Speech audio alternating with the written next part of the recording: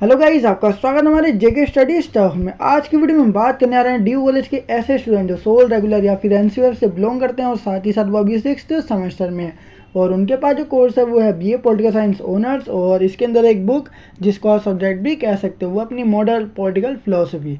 तो इसकी जो यूनिट फर्स्ट है, सेकंड यूनिट है और थर्ड यूनिट का फर्स्ट पार्ट वो मैं ऑलरेडी कंप्लीट कर चुका हूँ। अगर आपने वीडियो नहीं देखी है तो ऊपर आपको एविडेंस दे रखा है, उस पर क्लिक करके आप वीडियो की प्ले लिस्ट को ओपन करके वीडियो को देख सकते हैं।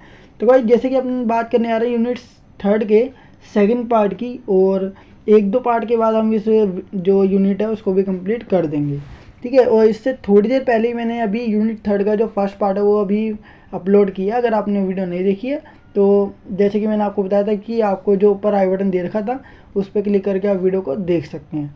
तो इसमें हम बात करेंगे जेएस मिल के बारे में। जैसे इससे पहले वाली वीडियो में हमने इंट्रोडक्शन पढ़ा था जेएस मिल का, जिसको हम बोलते हैं जॉन स्टुअर्ट मिल, ठीक है।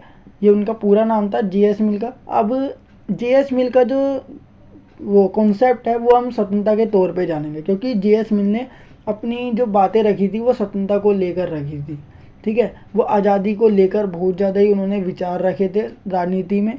तो उसी के बारे में हम इस पूरी यूनिट में जानेंगे स्वतंत्रता क्या होती है और जेएस मिल ने जो स्वतंत्रता का विचार रखा या सिद्धांत रखा, और दूसरी बात जेएस मिल के अकॉर्डिंग स्वतंत्रता कितने प्रकार की थी और उनकी परिभाषा है, तो वो सब हम जानेंगे, ठीक है। और इससे पहले आप इंट्रोडक्शन जरूर देख लेना, तभी आपको ये वीडियो झप समझ आएगी।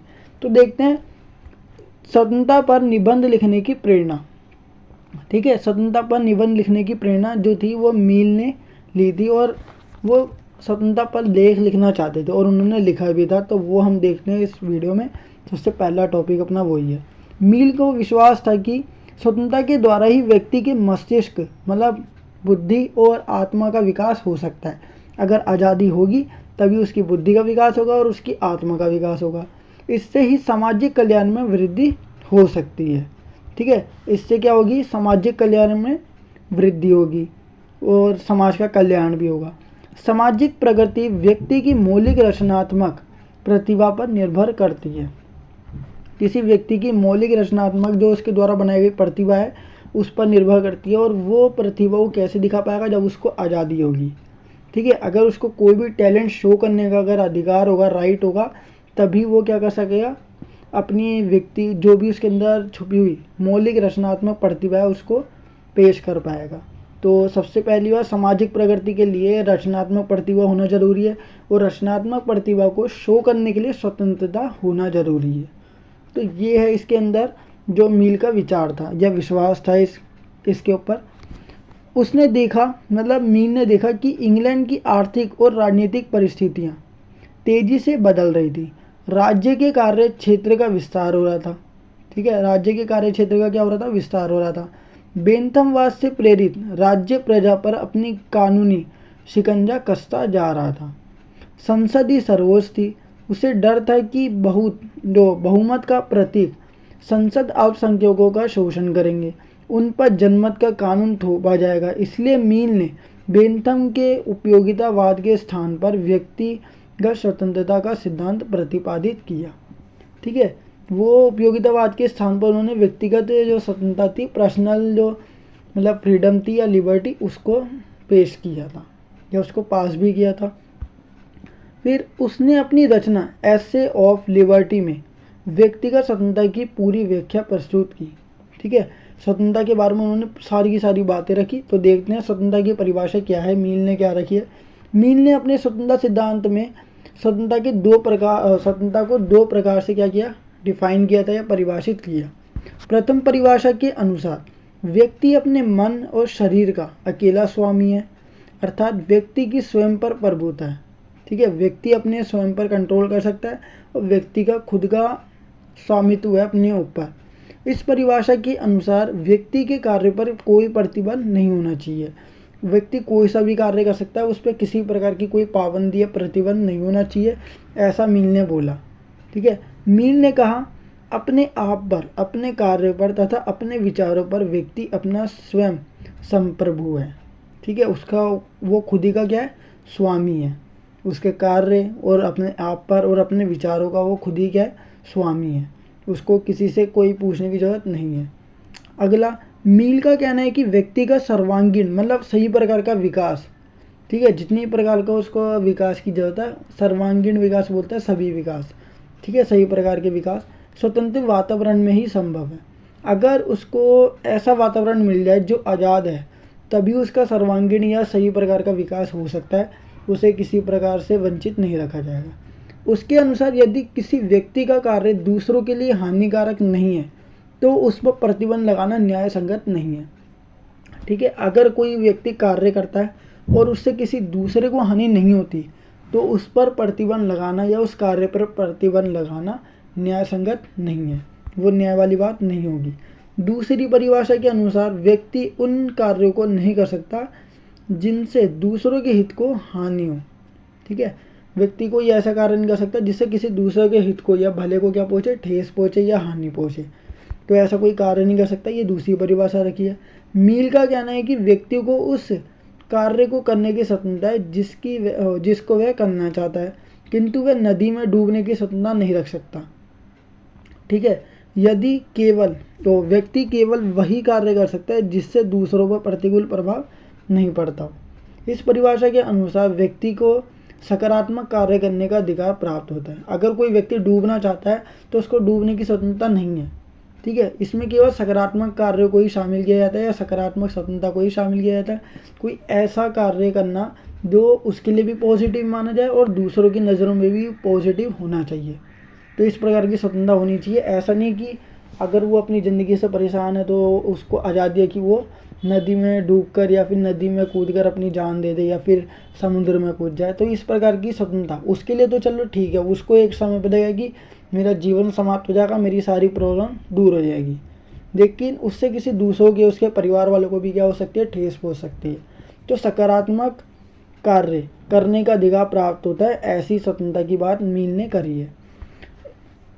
यदि व्यक्ति कोई अनुचित कार्य करता है, कोई ऐसा कार्य करता है जो सही नहीं है, तो समाज या राज्य के पास उसे रोकने का अधिकार है, ठीक है। समाज उसे रोक सकता है या राज्य रोक सकता है, और इसी के अंदर परिवार भी शामिल होता है। इस प्रकार मील का स्वतंत्रता से तात्पर्य करने योग्य कार्यों को करने, ना करने योग्य कार्य पर रोक लगाने से है, ठीक है। करने योग्य जो कार्य है उसको करो, ना करने योग्य कार्य उस पर रोक लगा दो। तो इस प्रकार की बात मील ने रखी है स्वतंत्रता को लेकर। स्वतंत्रता के दार्शनिक आधार।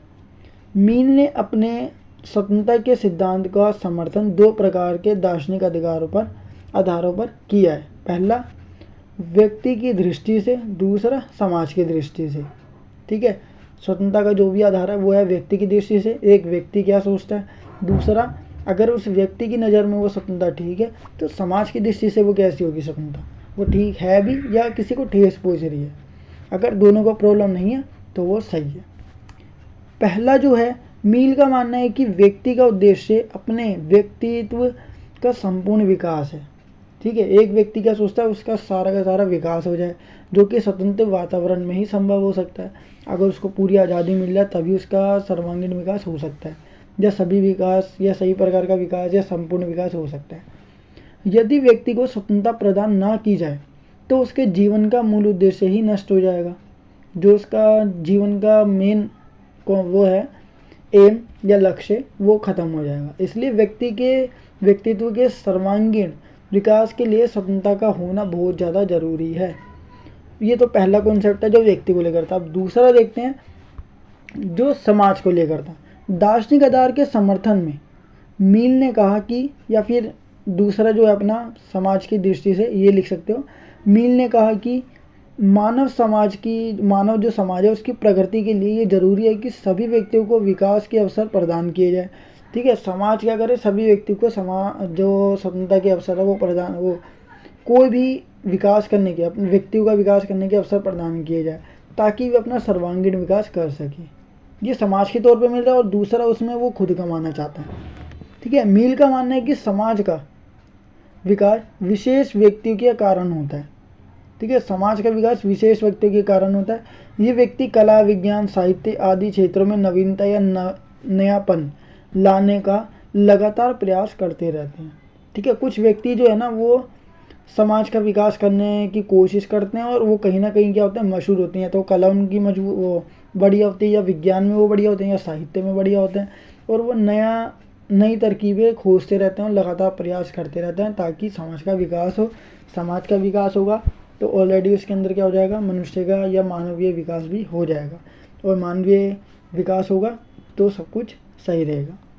परंतु उस समाज में रूढ़िवादियों की संख्या अधिक होने के कारण परिवर्तन में बाधा पहुंचती है। जो लोग पुरानी सोच के होते हैं उनकी वजह से बाधा पहुंच सकती है, क्योंकि वो पुरानी परंपराओं को भूलते नहीं हैं और नई परंपराओं को अपनाने नहीं देते। ठीक है, जिससे क्या होगी, समाज में जो भी परिवर्तन होगा उसमें बाधा आती है। इससे समाज के विकास का मार्ग क्या हो जाएगा, अवरुद्ध हो जाएगा, और हम पुरानी चीज़ों पर ही डिपेंड होते रह जाएंगे। वे नवीन विचारधाराओं के प्रवर्तक को संघी समझते हैं। वो नई विचारधारा के जो भी प्रवर्तक है या संस्थापक है या विचारक है उनको क्या समझते हैं, संघी, ये पागल है, और उनका मजाक उड़ाते हैं। कौन, रूढ़िवादी लोग।